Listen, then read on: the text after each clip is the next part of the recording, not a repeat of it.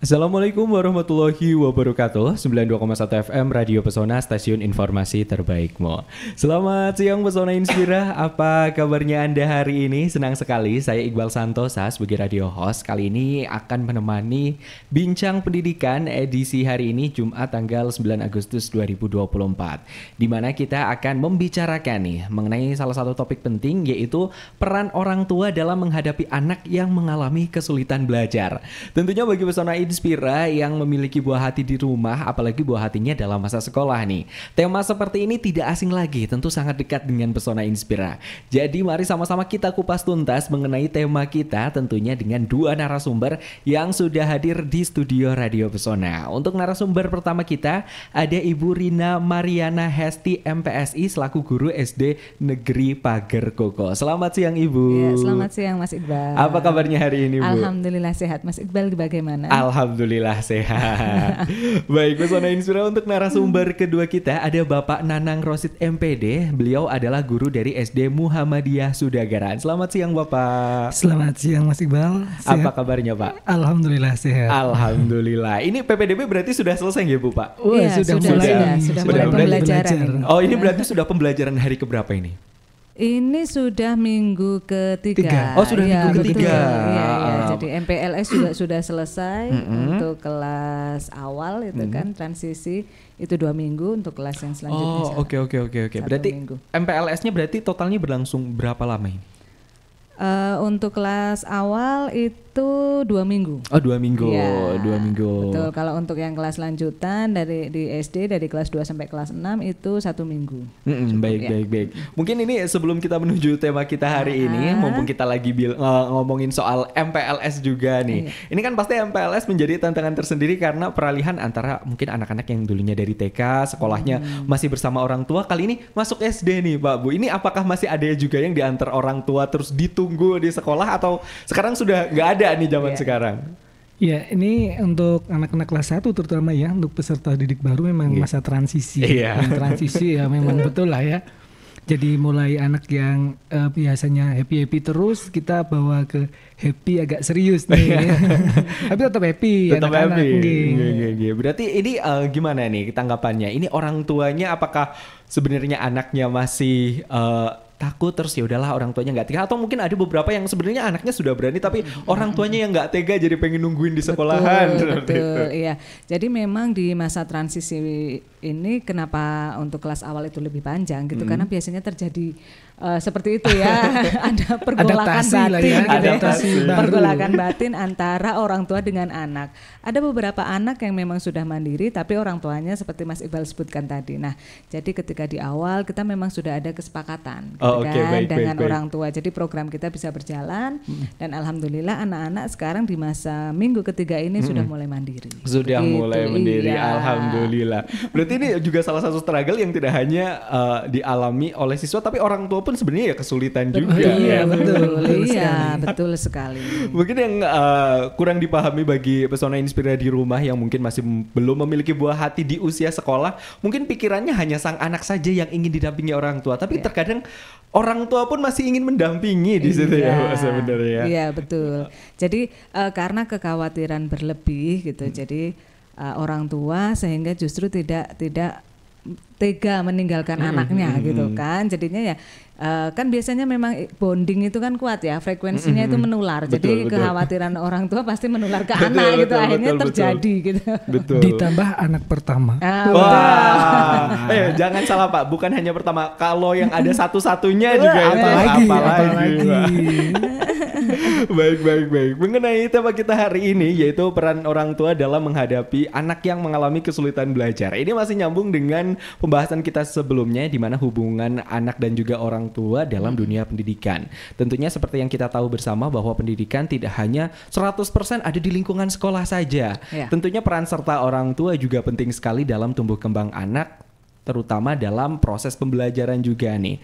Nah, kali ini karena kita akan membahas mengenai anak yang mengalami kesulitan belajar. Ini biasanya ada indikasi-indikasi khusus tidak Bu? Anak-anak yang mengalami kesulitan belajar ini indikasinya ada apa aja? Oke, benar sekali. Jadi anak kesulitan belajar ini pasti menunjukkan indikasi-indikasi khusus, Mas Iqbal. Jadi ada beberapa indikator. Biasanya anak tersebut cenderung aktif, atau justru sangat tidak aktif, gitu ya. Jadi kemudian dia bisa menunjukkan kesulitan dalam hal-hal tertentu, entah itu emosionalnya, entah itu nanti di pembelajaran tanda kutip ya, di sosialnya gitu. Biasanya tertentu. Nah, untuk Mas Iqbal dan pendengar semua ketahui bahwa kesulitan belajar ini kan saat ini memang sedang digenjot ini pemerintah ya. Ada 3 yang memang termasuk kategori kesulitan belajar. Yang pertama kesulitan membaca, yang kedua kesulitan menulis, dan yang ketiga kesulitan untuk berhitung. Nah, jadi ini modal litnum, Mas Iqbal, literasi numerasi gitu ya. Jadi manusia itu kan harus bisa literasi numerasi, kalau enggak bagaimana kita bisa menjalani kehidupan gitu kan. Nah, di sini anak-anak mengalami kesulitan, jelas mungkin ada yang anak tidak bisa membaca atau menulis, bahkan berhitung di konsep-konsep tertentu. Nah, ini yang perlu orang tua ketahui. Kadang-kadang kita itu hanya menyalahkan anak gitu ya. Artinya cuma ini sering terjadi. Iya, ini anak kok mohon maaf bodoh gitu ya. Bodoh sekali tidak bisa. Nah, tapi kita tidak mau melihat lebih jauh. Kenapa si anak itu seperti ini? Karena kesulitan belajar ini faktornya, penyebabnya macam-macam ya, tidak hanya dari segi kognisi tetapi juga dari fisiologis. Mungkin bisa jadi si anak penglihatannya kurang, jadi dia nggak jelas gitu sebenarnya, cuman dia nggak bisa ngomong. Secara fisiologis, lingkungan, sosiolingkungan itu berpengaruh, di mana dia tidak punya motivasi, ya kan, teman-temannya mungkin asik melakukan kegiatan apa, ditambah keluarganya, dan secara kognisi. Kalau kognisi jelas, artinya kalau kognisi memang ada hal tertentu di bagian otak yang memang kita tidak bisa push gitu ya. Ya mau bagaimana ya memang segitu. Mungkin itu. Oke.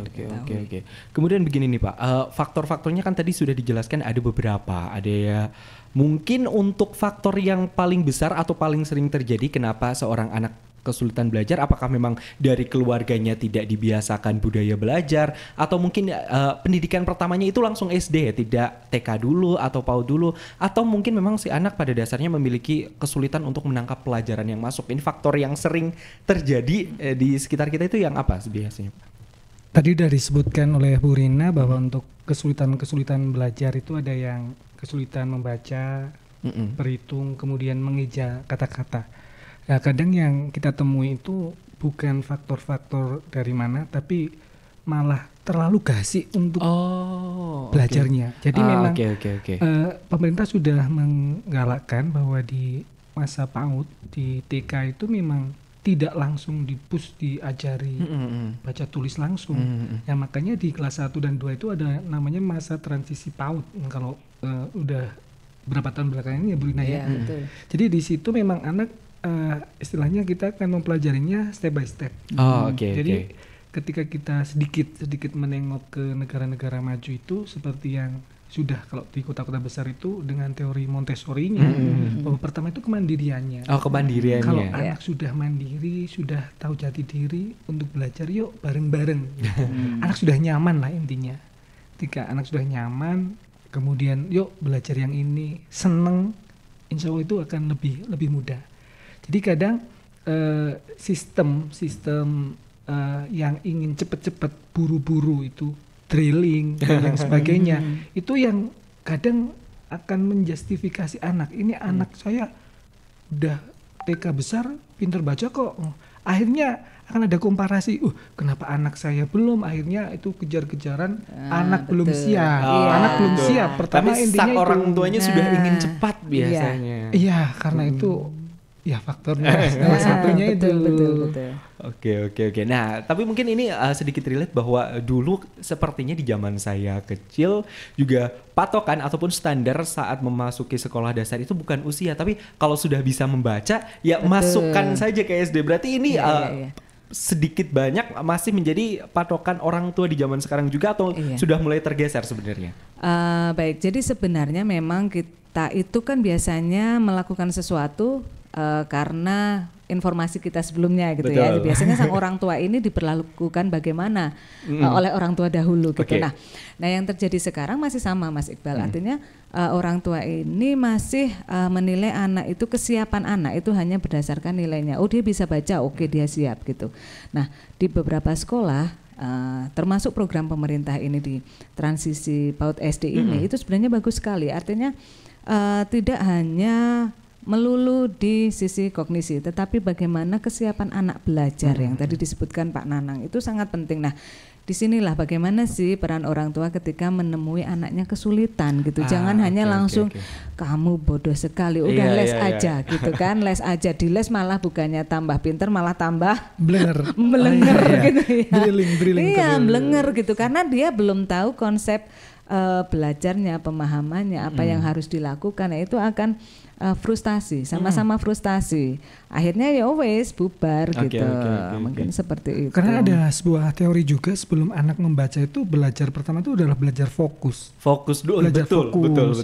Misalkan motorik halusnya, motorik kasarnya kita diolah, kemudian pilah-pilih misalkan beras, kemudian itu dipilah-pilih. Hal-hal seperti itu ternyata memang di negara-negara yang sudah maju mulainya dari situ. Stepnya itu betul-betul dilakukan. Sehingga ketika anak sudah bisa fokus, yuk kita coba lihat ke lambang-lambang bilangan, kemudian benda-benda konkret. Jadi nggak satu itu langsung angka 1, tapi langsung benda konkretnya. Satu itu ini bukan angka. Jadi langsung gitu. Langsung pengaplikasian ke kegiatan sehari-hari juga ya sang anak ya. Berarti sebenarnya juga program pemerintah sudah mengarahkan agar tidak terlalu nge-push dari dini, dari PAUD ataupun TK seperti itu ya. Iya, betul. Jadi memang yang namanya transisi itu kan memang butuh waktu ya. Mindset itu juga tidak serta-merta semua orang mau berubah langsung gitu. Jadi ya fenomena mau tidak mau memang seperti yang disampaikan tadi, persaingan antar ibu ini memang luar biasa sekali ya. Jadi kadang itu saya sering menyampaikan dengan wali murid, jangan bandingkan anak Anda dengan anak orang lain. Jangan pakai sepatu orang lain di kaki Anda gitu. Jadi karena itu kekhawatiran. Jadi kekhawatiran yang berlebih. Betul, kita boleh khawatir terkait tadi indikasi yang saya sampaikan di awal. Kita harus aware nih, anak saya tuh kok kayak gini ya gitu. Tetapi bukan berarti anak saya seperti ini supaya dia bisa mencapai temennya yang kayak gitu tuh gitu. Biasanya kan itu. Jadi saya sering sampaikan ke orang tua, Bu, ayo benerin niatnya dulu nih. Niatnya kita apa nih? Untuk anak atau untuk ibu? Mereka kadang ketawa gitu kan. Kalau untuk ibu ngapain saya bantu gitu kan. Tapi kalau kita untuk anak, ayo. Nah, ini yang perlu orang tua pahami dulu deh. Yuk, jangan misalkan gini, ada orang tua lain yang ih anak kamu tuh nggak bisa baca. Ya udah sih biarin. Kenapa gitu loh. Bisa dijawab, dia nggak bisa baca nih tapi sopan kok sama orang tua. Itu keren. Maksudnya seperti itu. Jadi jangan hanya satu sisi yang diunggulkan dan akhirnya kita justru mematikan potensi anak. Karena pada dasarnya juga setiap anak kan unik dengan versinya masing-masing. Betul. Apalagi ya mau tidak mau kita juga harus menyesuaikan kemampuannya. Mungkin ada yang jago di berhitung, ada yang jago di membaca, ada yang jago di menggambar mungkin. Jadi ya mau tidak mau orang tua ya juga harus diberi pengetahuan dan juga harus peka akan kemampuan unik dari sang anaknya juga ya. Iya, betul sekali. Jadi begini, kita tarik dari perbincangan kita kembali ke tema di kesulitan gitu. Ketika anak mengalami kesulitan, nah ini yang harus kita bantu. Jadi kesulitan ini biasanya kan kadang ya udah Bu, karena dia nggak bisa di matematika nih saya leskan matematika gitu. Bukan di situ maksudnya. Artinya tadi saya sampaikan kesulitan ada membaca, berhitung, kemudian menulis. Mungkin dia di numerasi ada konsep-konsep yang dia tidak paham gitu kan. Ada yang memang perlu bimbingan. Nah, bimbingan ini yang kita berikan bukan berarti ketika nilai matematika perkalian dia harus 100, bukan. Tetapi bagaimana konsep dia ketika oh saya mau bayar permen nih, 1 permen harganya 1.000, ketika saya beli 4 berarti saya harus mengalihkan 4 kali 1.000, 4.000.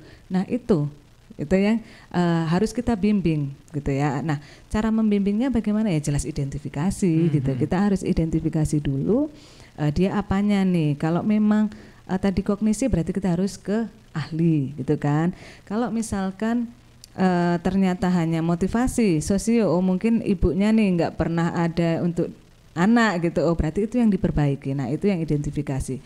Mungkin pernah juga Pak Nanang gitu, beliau juga banyak melakukan kerjasama dengan orang tua gitu ya, bagaimana mengatasi satu anak. Dan kadang orang tua itu, mohon maaf, ketika guru menyampaikan sesuatu kadang itu sudah gini, karena malu atau apa, padahal niat dari kami itu bukan untuk anak kamu tuh untuk seperti ini, iya bukan, yang lain, tapi ya, Bu?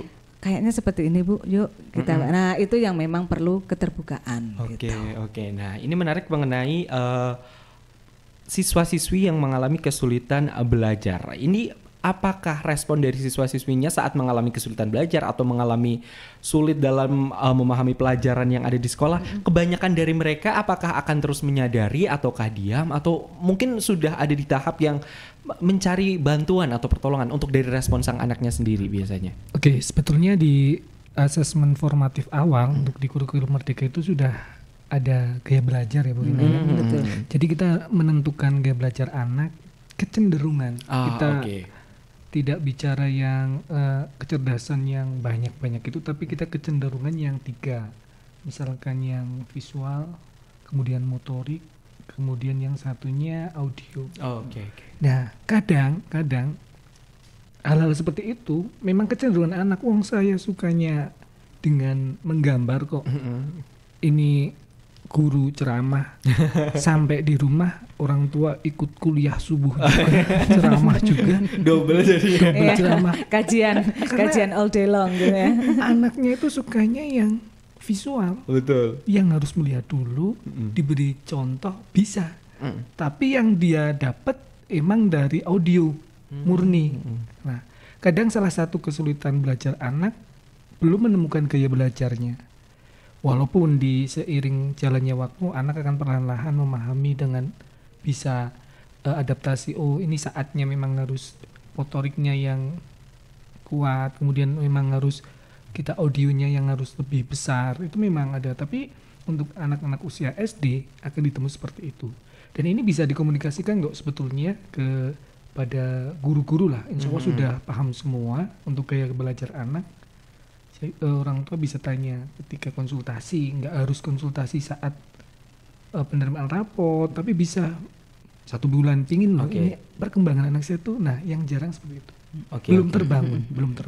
Oke. Nah kemudian mengenai respon guru yang tepat dan juga yang baik itu seperti apa saat mengetahui anak didiknya atau muridnya ini ternyata mengalami kesulitan dalam belajar?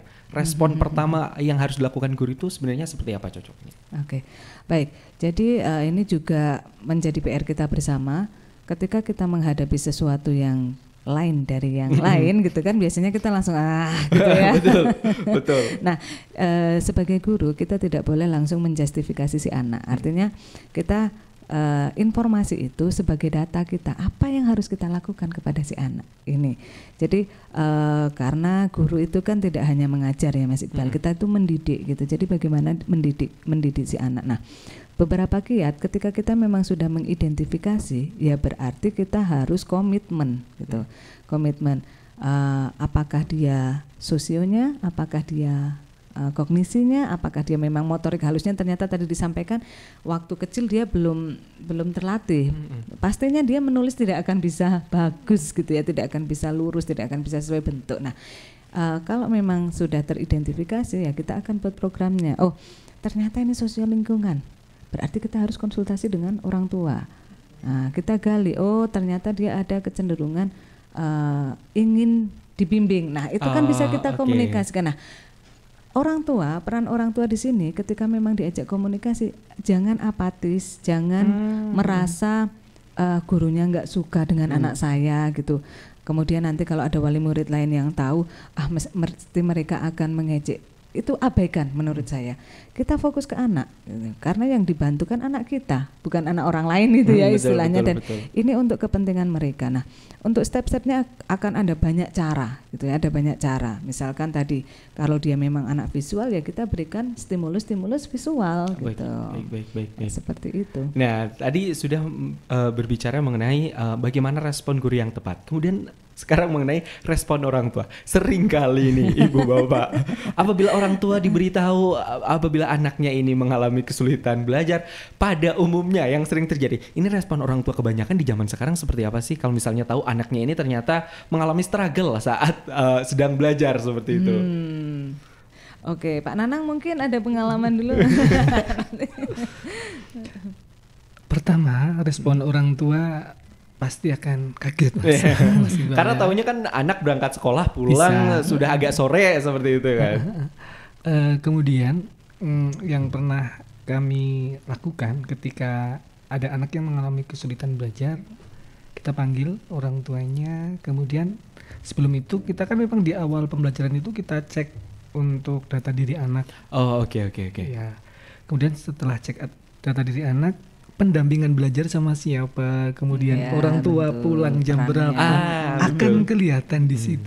Ternyata mungkin ya kalau menurut Dr. Aisyah Dahlan ini ya, itu butuh tangki cinta, kehadiran orang tua. Jadi kalau responnya yang pertama hampir semua ketika orang tua dikabari bahwa ada anak mendapatkan kesulitan belajar, dia sangat kooperatif. Ke sekolah, kemudian mau bagaimana jalan keluarnya, apakah harus dikasih jam tambahan dan lain sebagainya. Untuk di wilayah kota lah umumnya seperti itu.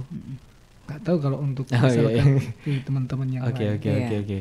Mungkin saya sedikit berbagi pengalaman. Jadi memang biasanya sebagian reaksi itu pasti antara menyalahkan atau malu gitu atau ada yang menyangkal enggak kok sebenarnya atau gitu. Menyangkal karena dua tadi ya, jadi dia merasa alah anak kan memang seperti itu ya, mungkin seperti itu. Jadi kita memang perlu memberikan pengarahan atau diskusi lebih baik lah. Nah, ada pula yang memang menyangkal, artinya tidak, anak saya tidak seperti itu. Oke, baik, kalau tidak seperti ini maka apa yang harus ibu lakukan gitu. Jadi sampai akhirnya kita tetap berusaha. Jadi kita juga sebagai guru tetap harus kita harus fokus, artinya sama seperti orang tua yang fokus untuk tidak mendengarkan ejekan gitu kan. Betul. Kita juga harus fokus untuk tidak mendengarkan hal-hal yang menghalangi untuk tujuan yang baik gitu. Jadi beberapa yang menyangkal gitu saya sampaikan, oke, masih belum percaya gitu. Oke, baiklah. Ternyata karena ini sudah kognisi gitu. Kalau kognisi kan harus butuh ahli gitu kan. Kalau ahli guru kan tidak punya tidak punya sertifikat lah ya istilahnya untuk memberikan diagnosa. Nah, di sini akhirnya penerimaan kedua orang tua kita panggil. Biasanya kan cuma satu yang kaget, kedua orang tua kita ngobrol, akhirnya tadi kooperatif akhirnya menerima. Nah, begitu sudah menerima, ayo kita. Nah, ternyata memang betul konsultasi ahli teratasi gitu. Artinya kan sungguh indah gitu ya endingnya. Tapi coba kalau kita tetap akhirnya udahlah biarin gurunya kayak gitu, nggak usah lah gitu kan. Apa yang akan terjadi dengan anak? Nah, itu yang jangan sampai terjadi gitu maksud saya. Artinya anak kesulitan itu bukan untuk ya wes lah atau mancen dasari anak bodoh gitu ya, bukan. Ayo bisa kok gitu. Cuman ini anak butuhnya apa? Apakah ya, cintanya betul. Gitu kan? Ataukah memang dia butuh teladannya, step by step belajarnya. Nah, itu. Oke. Tadi juga sempat disinggung oleh Pak Nanang bahwa jam pulang atau jam kehadiran orang tua juga sangat penting ya dalam hal ini. Iya. Apalagi seringkali, mungkin ini tidak semuanya ya, tapi seringkali terjadi bahwa urusan sekolah dan urusan rumah tangga ini kadang-kadang hanya diserahkan kepada sang ibu saja. Sang bapak hanya fokus bekerja. Seringkali seperti itu. Ini mumpung ada dua bapak ini ya. Seringkali juga seperti itu. Berarti keterbukaan setelah penerimaan kedua orang tua juga penting. Tapi mungkin ada juga kasus-kasus di mana sang ibu pun ikut bekerja sehingga kehadiran di rumah juga tidak begitu signifikan. Nah, untuk kasus-kasus yang seperti ini gimana ini? Ini bukan sebuah pembelaan. Disclaimer dulu ya Pak. Ada yang beranggapan bahwa yang paling penting itu quality time. Betul. Ya, jadi anak diikutkan berbagai aktivitas yang lain, nanti ketika di rumah pendampingan dengan orang tua. Oke. Itu orang tua yang baik. Orang tua yang baik. Kalau ada orang tua yang baik lain yang memang fokus kerja dan lain sebagainya, memang akhirnya kadang sama simbah dan lain sebagainya. Lah itu di sana biasanya tidak sedikit anak yang bareng dengan simbahnya itu untuk belajarnya, kemudian untuk pengawasannya itu tidak maksimal dan akhirnya abai. Okay.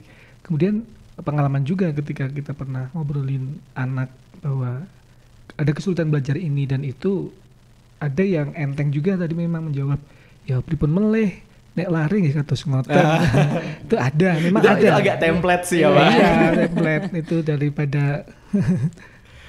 Kemudian yang selanjutnya itu memang penting sekali komunikasi antara ayah dan ibu untuk bagaimana cara pendampingan anak. Kalau yang terbaik, tadi kan ada 2 orang tua baik, ini ada kalau orang tua yang super baik ini ketika pihak sekolah ingin berdialog seperti yang disampaikan Bu Rina, dua-duanya hadir. Dua-duanya hadir.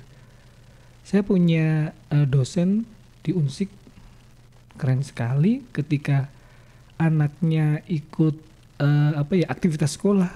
Beliau menyempatkan hadir. Sesibuk itu. Saat itu lomba futsal. TK. Saya bilang, Pak, hebat sekali Pak. Iya, untuk anak saya harus hadir. Wah, luar biasa. Hebat, saya langsung ingin ikut walaupun belum bisa. Mulai rencanakan. Minimal udah terinspirasi. Iya, harus seperti itu nih. Gitu. Oke. Nah ini peran orang tua kan memang penting. Apalagi kalau misalnya di sekolah pendidikan anak memang diserahkan kepada guru. Tapi kalau di rumah kan pendidikan anak diserahkan kepada orang tua ataupun siapapun yang mengasuh saat di rumah. Mungkin modal-modal apa saja sih yang harus dimiliki orang tua ataupun pengasuh di rumah agar pendidikan atau pembelajaran itu juga bisa berlangsung di rumah dengan berbagai macam cara yang menyenangkan bagi anak. Iya. Banyak keluhan itu orang tua itu kadang hanya gini, Bu, saya tuh nggak bisa ngajarin di rumah karena saya udah nggak ngerti pelajaran sekarang gitu kan. Saya kadang bercanda, ini sebenarnya nggak ngerti atau nggak mau gitu kan. Jadi saya sampaikan, anak itu sebenarnya ketika anak usia SD itu memang role model itu penting gitu ya. Jadi role model itu penting, bagaimana orang tua gitu ada aja, hadir aja gitu ketika belajar. Saya sampaikan, kalau memang orang tua tidak paham, telepon saya. Gitu. Saya beberapa kali, jadi orang tua yang penting di situ, Bu Rina saya telepon ya, ini menjelaskan gitu. Nah, saya menjelaskan karena anak itu walaupun dijelaskan orang tua dia tidak akan terima. Dia pasti, Bu Guru tidak menjelaskan seperti itu, betul kan? Nah, seperti itu. Bahkan dulu saya ingat sekali waktu saya masih kecil, saya juga jawabannya seperti itu. Alah Ibu, Bu Guru juga tadi jelasnya nggak gitu. Iya, salah Ibu itu salah, bukan seperti caranya itu. Beda. Caranya beda. Walaupun ini itu yang lebih baik, tapi enggak Bu Guru. Nah, artinya anak itu kan hanya butuh sosok gitu lah. Nah, butuh sosok. Nah, kerjasama orang tua guru ini yang paling penting. Jadi para guru pun jangan sampai merasa ketika orang tua komunikasi gitu nanti rempong banget ini. Ya, sedikit-sedikit WA, sedikit-sedikit telepon. Kita berusaha, kita ini sedang menyiapkan generasi penolong kita di masa depan. Betul. Itu mungkin seperti itu. Ya, untuk ranah pendidikan idealnya memang sekolah, kemudian keluarga, dan tak kalah penting itu lingkungan. Betul sekali. Luar biasa. Betul. Karena sebagus apapun nanti di sekolah, kemudian di rumah udah oke, lingkungannya kurang mendukung juga kurang pas. Tapi di sini untuk di sekolah, idealnya memang orang tua di rumah siapapun lah, walaupun saya guru juga, sebagai orang tua juga tetap harus belajar tentang parenting. Bagaimana untuk ke anak usia sekian, kemudian gitu ya. Besok peralihan anak sekian, itu harus ada. Ideal memang kalau sekolah mengadakan semacam seminar pendidikan ya Bu Rina ya, smart parenting, kita ngundang ahli-ahlinya, Walaupun mungkin sama-sama, misalkan saya menyampaikan tangki cinta, tapi beda dengan ketika Aisyah Dahlan bilang itu kan. Ya jadi secara powernya memang kita harus sering-sering belajar seperti itu. Karena kita paham lah banyak sekali orang-orang besar ya memang dari keluarga dulu. Pak Habibie lah kita tahu bagaimana keluarganya mendidiknya seperti apa di kesibukannya, tapi mereka berkomunikasi sehingga melahirkan Pak Habibie. Dan harapannya kita itu Indonesia akan melahirkan Habibie-Habibie yang baru untuk Indonesia Mas besok. Oke. Ya, ini luar biasa sekali pembahasan kita hari ini mengenai peran orang tua dalam menghadapi anak yang mengalami kesulitan belajar. Kita masih ada banyak sekali pertanyaan, jadi bagi Pesona Inspira yang ingin ikut bertanya mengenai topik kita hari ini, silahkan kirim pertanyaan Anda ke nomor WhatsApp Radio Pesona, ada di 0823 2383 9996 dan kita akan kembali sesaat lagi.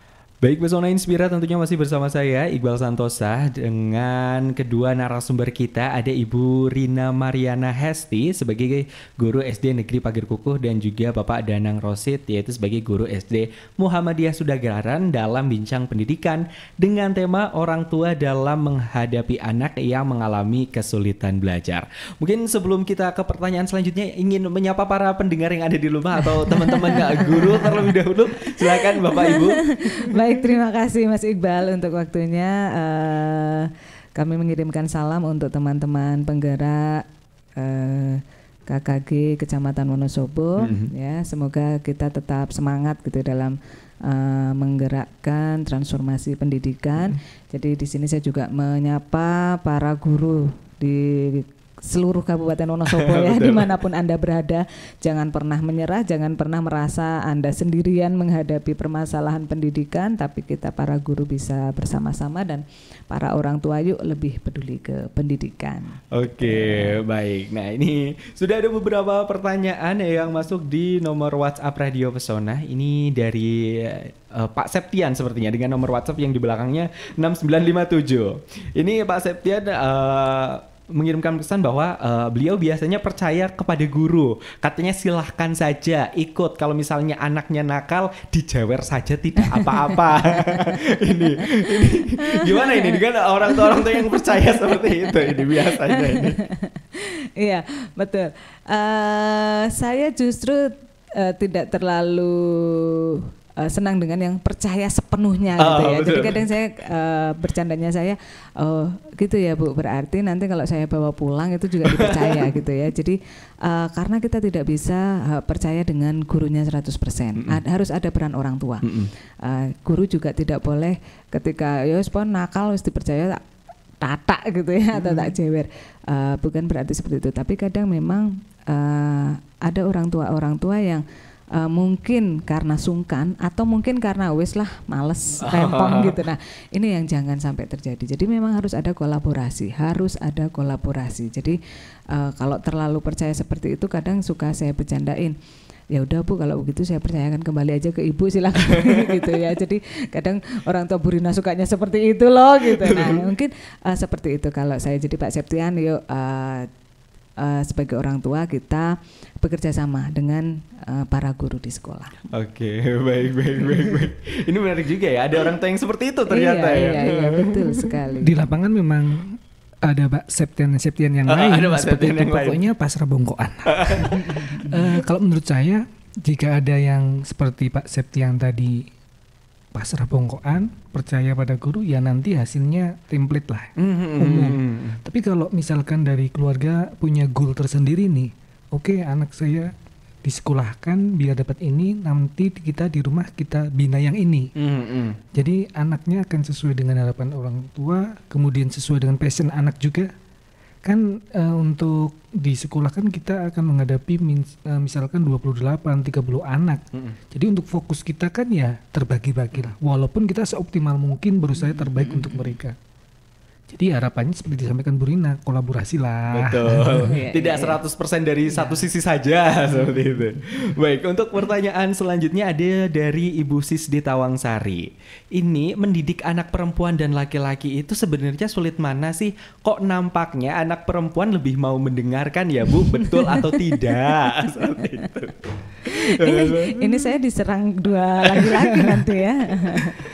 Oke, dari jawaban saya tidak ada yang sebenarnya kesulitannya berbeda gitu ya, karena mungkin kita jika kembali belajar ke parenting ya, kita kadang menemukan dari Ibu Aisyah Dahlan cintanya itu di mana gitu kan. Kalau anak perempuan kan memang secara psikologis itu dia lebih tenang, lebih mudah dewasa, tetapi juga kadang perlu penguatan di batin gitu ya. Tetapi kalau anak laki-laki itu memang kadang ketika kecil itu nampaknya dia usil gitu kan, dia maunya bermain-main ya. Boys will be boys gitu ya. Mau sampai usia berapa juga maunya main-main gitu.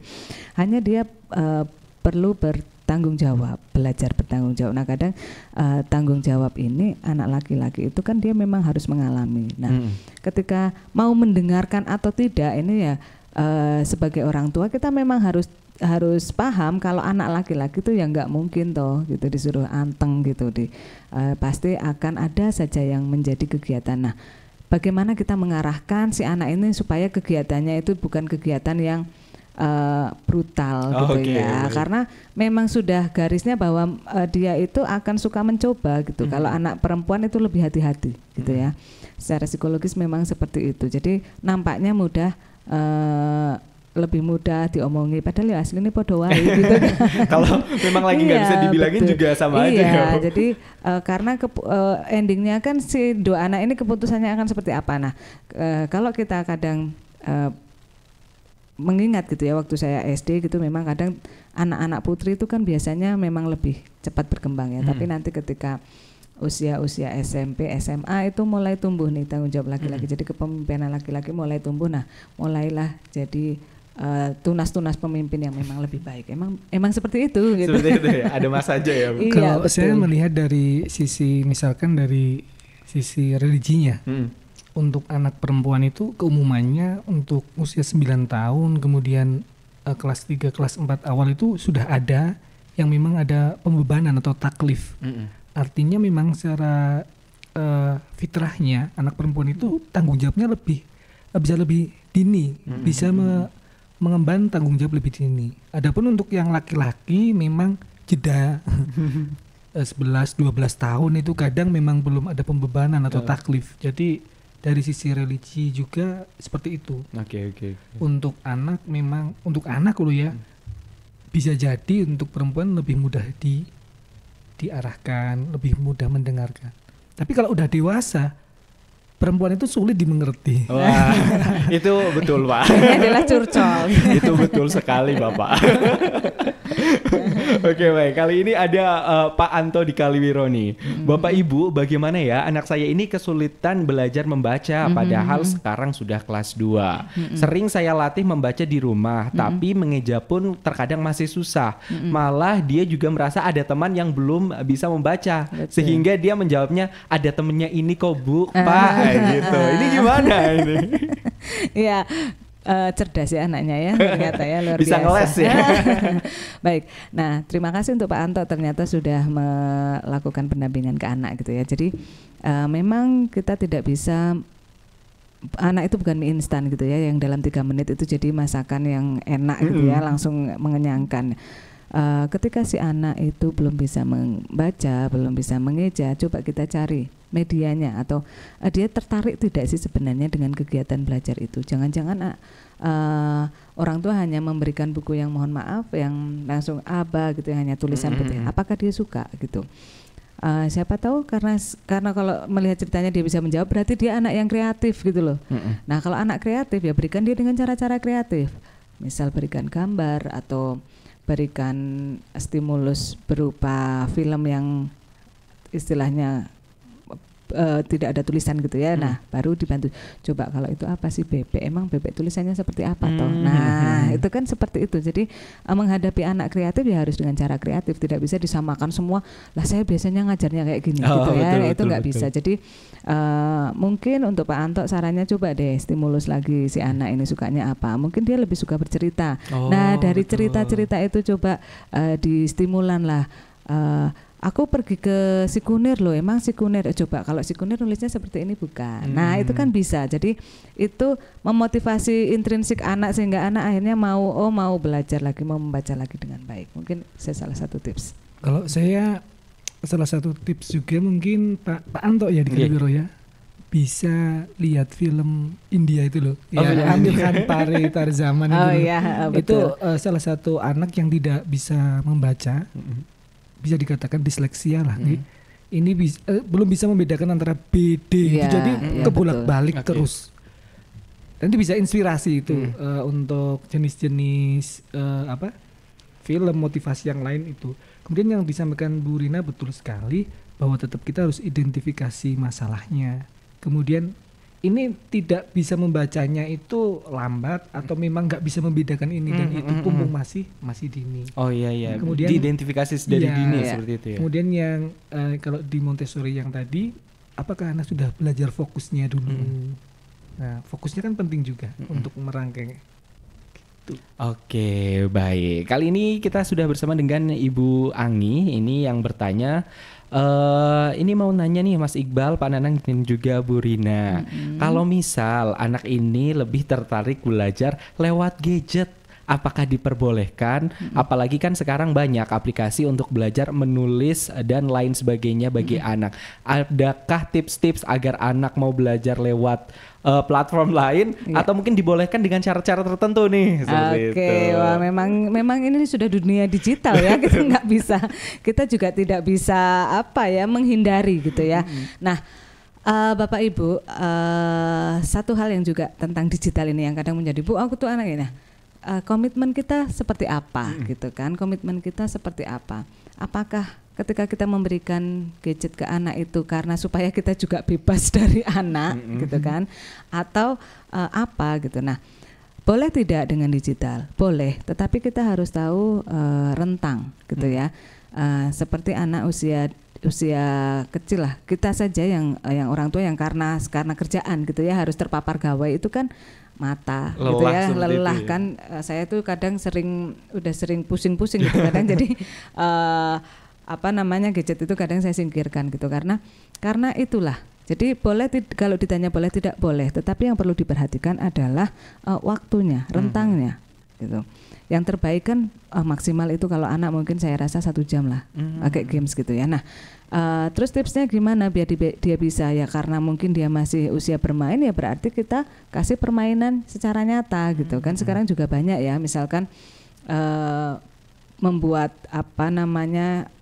yang disusun-susun itu. Puzzle yang disusun-susun tinggi itu kan ada juga yang kemudian kayak Wordwell tapi model offline gitu ya, yang bikin-bikin itu. Nah, hal-hal seperti itu mungkin dia tertarik dengan di digital karena memang itu kan aktivitas gitu. Nah, buatlah aktivitas secara langsung gitu, apa yang disukai, entah bikin nyusun apa. Kalau anak laki-laki yang mungkin sukanya mereteli apa gitu ya. Nah, itu kan juga bagian dari si anak belajar. Mungkin seperti itu. Setuju banget Bu Rina. Kalau saya juga tidak recommended untuk gadget lah. Apalagi usia anak-anak. Selain fisik nanti juga jam tidurnya anak terganggu. Fokusnya akan terganggu. Jadi bahkan ada yang bilang yang punya Microsoft juga anaknya tidak dikasih. Betul. Dikasih itu. Kemudian betul sekali, aktivitas yang kita perlu ATM amati tiru modifikasinya itu di permainannya. Di sana permainan apa? Yuk kita terapkan di dunia nyatanya nih. Kemudian pendampingan bareng orang tua, jalan-jalan dan lain sebagainya. Misalnya diajak ke playground lah, anak suka, diajak renang, kemudian main pasir di alun-alun, aktivitas-aktivitas yang lain untuk belajarnya Kalau saya tidak recommended untuk dari gadget seperti itu ya. Walaupun sebenarnya sudah ada banyak aplikasi pembelajaran, tapi mungkin untuk anak sekecil itu lebih butuh aktivitas yang nyata di dunia nyata seperti itu ya. Lebih kesehatan, psikis juga. Baik. Nah ini pertanyaan terakhir. Halo siang Kak Iqbal dan juga kedua narasumber. Saya ini dari Ibu Asih nih. Punten mau nanya dong. Misalnya memberikan jam tambahan belajar anak seperti les dan kursus apakah efektif atau malah akan semakin membebani anak? Kemudian untuk memilih les serta jenis kursus untuk anak ini seperti apa sih tepatnya? Boleh nggak kalau hal-hal seperti itu juga dikonsultasikan bersama dengan guru? Wah luar biasa ya sudah konsultasi dengan guru. Oke. Saya daripada lupa ini Bu Dina. Iya, silakan Pak Nana. Yang pertama masih beranggapan anak-anak yang dikasih jam tambahan adalah yang dia lemah di salah satu bidang. Idealnya menurut saya pribadi ketika anak kok ahli di olahraga misalnya renang, itulah yang dikasih jam tambahannya. Oke. Bukan lemah di matematika, kuat di renang, malah jamnya dia berenang jadi berkurang, tapi matematikanya yang diperbanyak seperti itu ya. Untuk yang standar misalkan memang lemah di matematika, ya bolehlah ditambahi tapi tidak terlalu besar. Tapi passionnya dia entah di gambarnya, renangnya, kemudian misalkan dia suka di matematika, oke, kita push di matematikanya, dia jadi expert gitu. Jadi bukan, kalau menurut saya biar tidak salah konsep, untuk saya pribadi, ketika ada anak yang unggul di apa, itulah yang harus dikasih jam tambahan biar lebih maksimal. Gitu. Iya betul. Setuju dengan Pak Nanang. Artinya begini, kita memberikan tambahan itu untuk apa, gitu ya? Itu yang perlu kita garis bawahi dulu, why-nya itu apa gitu. Jangan sampai itu hanya kembali ke keinginan orang tua karena seringnya seperti itu. Iya, maksudnya kamu kok nilainya 80 sih padahal ibu itu expect-nya itu 90 gitu, tanpa si anak tahu emang terus kenapa kalau aku nilainya 90 gitu kan. Nah, komunikasi ini yang harus kita sampaikan. Kadang memang orang tua itu menganggap anak itu masih terlalu kecil, Bu, belum tahu gitu loh, belum tahu loh. Kita aja sudah apa ya, under desperate gitu ya sama anak-anak, maksudnya harusnya kita tetap ajak komunikasi. Misalkan tadi memang dia kesulitan belajar di anak usia dasar, memang literasi numerasi itu penting. Nah kalau memang itu untuk konsep ke situnya ya memang harus diberikan gitu, artinya untuk mengatasi kesulitan belajarnya di konsepnya, di prinsipnya, bukan untuk menaikkan nilai sesuai keinginan gitu ya. Jadi kemudian tipsnya untuk mencari kursusan yang bagus gitu ya. Nah kembali ketika kita sudah tahu alasannya, anak juga tahu ternyata memang anak nggak mau les pembelajaran ya, tetapi ada yang mau les olahraga gitu ya, nggak apa-apa. Beda, saya juga punya anak saya gitu, dia nggak mau kalau les olahraga, beda dengan kakaknya gitu, karena dia nggak suka olahraga, tetapi dia maunya aku lesnya yang pelajaran aja deh. Oke, berarti kamu lesnya apa? Bahasa Inggris sama KIR waktu itu. Oh ya sudah gitu. Nah itu yang memang perlu kita komunikasikan gitu. Jadi kadang orang tua itu masih dan nanti ngeluhnya gini, anak saya itu sulit sekali Bu Rina untuk dikasih tahu gitu ya. Lah saya sampaikan, pernah diajak ngobrol enggak nih gitu kan. Jadi saya dengan anak-anak saya itu mungkin karena anak saya sekarang sudah mulai besar ya, jadi kita sudah mulai biasa debat gitu ya. Dibiasakan debat nggak apa-apa, tapi alasan dan tidak saling menjatuhkan. Nah, itu artinya itulah bonding orang tua dengan anak itu harus terus dibangun gitu ya. Kehadiran misal ya sangat baik, memang kehadiran itu sangat penting, tetapi kalau misalnya kita memang lihat sekarang ya orang tua memang harus bekerja di luar kota gitu kan, tidak masalah, tetapi ternyata orang tua sekarang pun sudah pandai-pandai setiap hari video call gitu yang menanyakan. Nah itu sebagai upaya itu luar biasa. Jadi selalu hadir, selalu hadir gitu ya. Iya.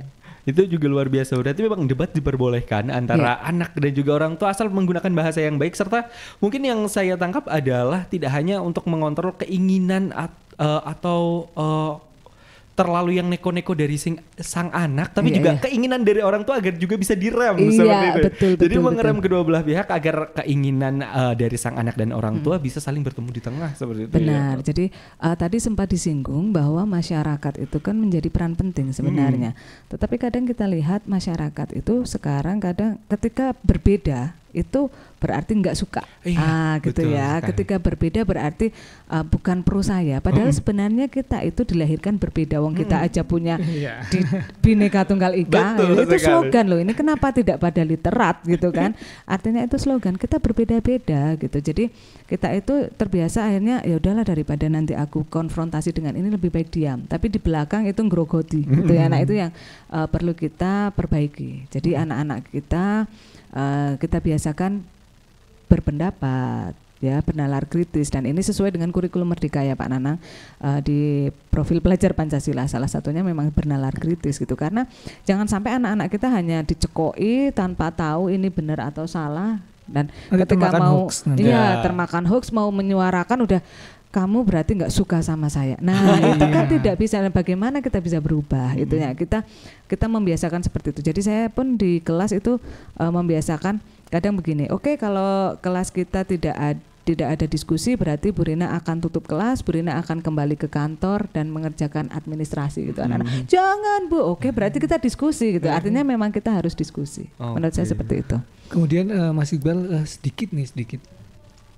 Yang perlu kita pahami bersama, baik guru maupun orang tua di rumah, bahwa saat ini di kurikulum Merdeka ini bahwa anak itu perbandingannya dia sama dia, maksudnya anak itu dengan dia sendiri, bukan A dan B, tapi A dan A. Misalkan hari ini A dapat nilai 50, besok 60 itu meningkat. Jadi tidak perlu komparasi ke anak yang lain. Itu tidak perlu. Jadi nanti ketika itu sudah berjalan, maka anak mempunyai portofolio yang bagus. Dari awal baru bisa coret-coret, kelas 2 bisa baca, kemudian kelas 5 udah bisa bikin karya ilmiah. Nah itu yang akan diberikan ke anak. Itu loh, proses perkembanganmu itu bagus. Jadi anak akan menambah confidence. Iya betul. Kalau tidak seperti itu, yang dibandingkan udah nilai 90 dibandingkan dengan yang 100. Jadi akhirnya tetap aja dia tidak merasa lemas, berharga gitu ya. Iya betul. Luar biasa sekali pembahasan kita hari ini mengenai peran orang tua dalam menghadapi anak yang mengalami kesulitan belajar. Karena waktu kita juga sudah habis, mungkin terakhir nih sebagai closing statement, mungkin kedua narasumber bisa memberikan harapan mengenai proses pembelajaran anak di era digital saat ini atau di tahun 2024 saat ini. Mungkin pengennya ke depannya anak-anak agar bisa belajar jauh lebih baik. Silakan. Baik. Saya sendiri sangat mengharapkan anak-anak itu literat ya. Literat itu lebih ke literat ke membaca situasi gitu. Artinya banyak anak-anak pandai sekarang ya. Kita lihat anak-anak kita cerdas-cerdas, nilainya bagus-bagus, tetapi empati, kemudian situasi, kondisi itu belum. Taruh gampangnya gini, di angkutan umum gitu kan, kita harus menghargai orang lain dong. Betul. Gitu. Tetapi kadang kita masih melihat anak-anak kita, bahkan mungkin mohon maaf kadang yang sudah tua merokok sembarangan gitu. Kemudian yang muda-muda kadang bercandanya, tertawanya itu berlebihan, jadi mengganggu. Nah ini yang memang saya sedang juga ingin anak-anak kita nih, yuk kita tuh tidak hanya itu, tapi supaya apa? Supaya budaya masyarakat berubah gitu. Yang sudah jelek ya udahlah, nggak apa-apa kita rongsokkan gitu ya, tapi kita ganti yuk yang baru. Itu hal-hal sepele loh. Seperti saya pernah contoh orang rokok sambil naik motor ya Mas. Nah itu saya itu berkali-kali itu kena abunya. Jadi saya berkali-kali ngejar orang yang itu kan sebenarnya budaya dari kecil karena dibiasakan. Nah ini saya tidak ingin anak-anak saya nanti seperti itu. Jadi saya kadang sama anak-anak kita lihat tuh, coba lihat orang yang seperti itu kira-kira apa? Apa yang kamu ambil dari dia? Nah itu jadi ayo lebih literat, ayo lebih berkarakter. Oke, silakan Pak. Baik, sebelum closing statement saya akan menyapa teman-teman dulu. Boleh, silakan. Halo teman seperjuangan di KKGK Kecamatan Wonosobo. Semoga sehat selalu, kemudian siap berjuang terus untuk generasi emas Indonesia. Luar biasa. Kemudian teman-teman di SD Muhammadiyah Sedageran Wonosobo selalu berjuang dan terus berkolaborasi, improvisasi dan lain sebagainya. Kemudian untuk guru-guru se-Kecamatan Wonosobo, yuk belajar bareng dengan kita, kolaborasi dengan KGGK Kecamatan Wonosobo. Oke. Closing statement-nya, harapan saya besok anak-anak di Indonesia Emas yang dengan karakter yang pinter, bener, lan pener. Pinter itu anaknya itu tidak ketinggalan zaman, mau adaptasi dengan lingkungan. Kemudian bener, harapannya setelah pinter itu bener, sehingga dia tahu mana yang baik dan mana yang tidak baik, dan berani menyuarakan hal-hal yang memang harus disuarakan. Kemudian pener itu bisa menempatkan, walaupun sepinter apapun tetap unggah-ungguhnya harus dijaga. Walaupun sehebat apapun tetap ada hal-hal yang ini harus disampaikan dan ini memang publik, ini memang tidak boleh.